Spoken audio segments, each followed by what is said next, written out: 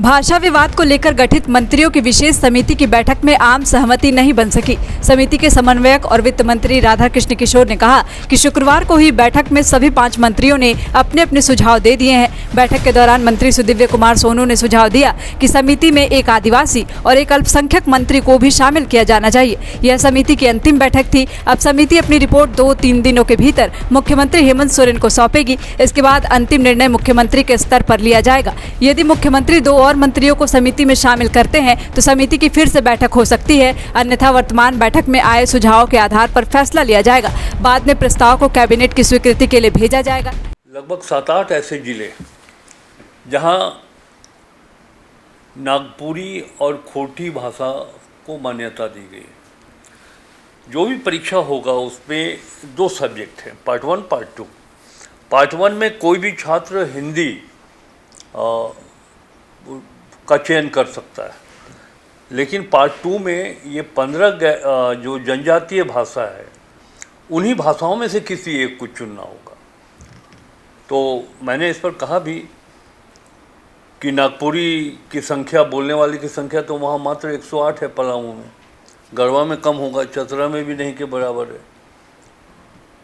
तो फिर जो अगर ये आपने स्पष्ट किया है कि जनजातीय जो 15 भाषा है उसी में से एक का चयन करना होगा, तो बाकी 90% 95% तो लोग छट जाएंगे। उनको तो नागपुरी और खोटा आता नहीं, कैसे दे पाएंगे? ये एक सबसे बड़ा सवाल था जो मैंने भी रखा है, दीपिका जी भी रखी हैं और संजय जी भी रखा है। पलामू से मैंने एक अनुमान लगाया है कि हमारे यहाँ गढ़वा में जो हम बॉर्डर के एरिया, बिहार के बॉर्डर के एरिया पर अवस्थित जो ज़िले हैं, कोडरमा हो गया, गिरिडीह हो गया, फिर चतरा हो गया, गोड्डा हो गया, देवघर है, तो इन ज़िलों में जो हमारे यहाँ टोटल पॉपुलेशन है पलामू गढ़वा का, तो उसमें जितने लोग मगही और भोजपुरी बोलते हैं उसी अनुपात में मैंने ये एक अनुमानित लक्ष्य जनसंख्या निर्धारित किए कि लगभग 50 लाख लोग, बोकारो धनबाद को भी जोड़िए उसमें, जो हिंदी और मगही बोलते हैं, और 25 लाख लोग गोड्डा है, बोकारो है, धनबाद है, देवघर है, इन जिलों में लोग मैथिली भाषा बोलते हैं। भोजपुरी भाषा का जो इतिहास है वो 1200 वर्ष पुराना है, और बाकी बंगला, उड़िया, मगही, अंगिका, ये सब सिस्टर लैंग्वेज हैं भोजपुरी के। तो एक बात सामने यही आ रही है कि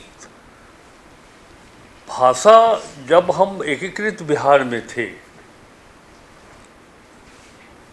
तो झारखंड के रहने वाले, चाहे वो हमारे जनजातीय भाई हों या गैर जनजातीय भाई हों, सब हम लोग बिहारी थे।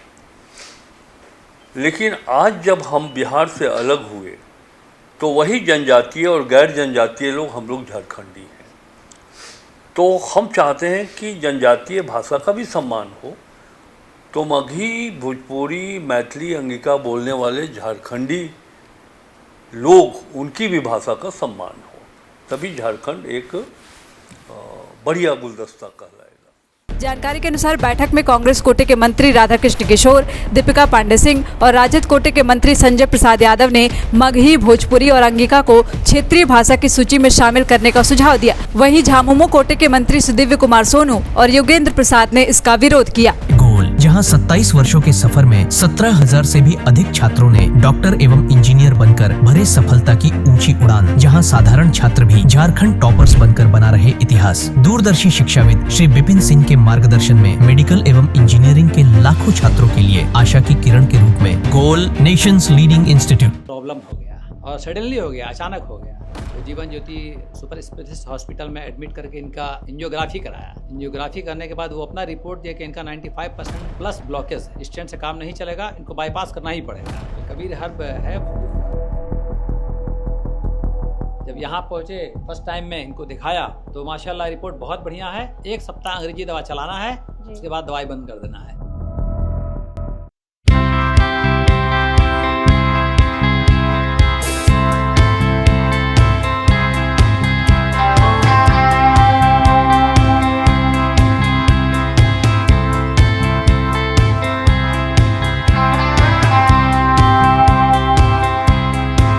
सरकारी परीक्षा की तैयारी का सबसे भरोसेमंद नाम NIBM। अच्छा कोचिंग ढूंढ रहे थे तो फिर गूगल में ही बताया कि यहाँ का रेटिंग भी बहुत अच्छा था। पुरुलिया से आए हैं यहाँ पर कोचिंग करने के लिए।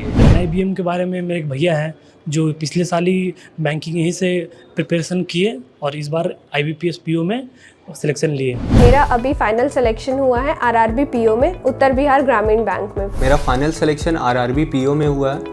IBM, thefollowup.in. Like, share and subscribe. www.thefollowup.in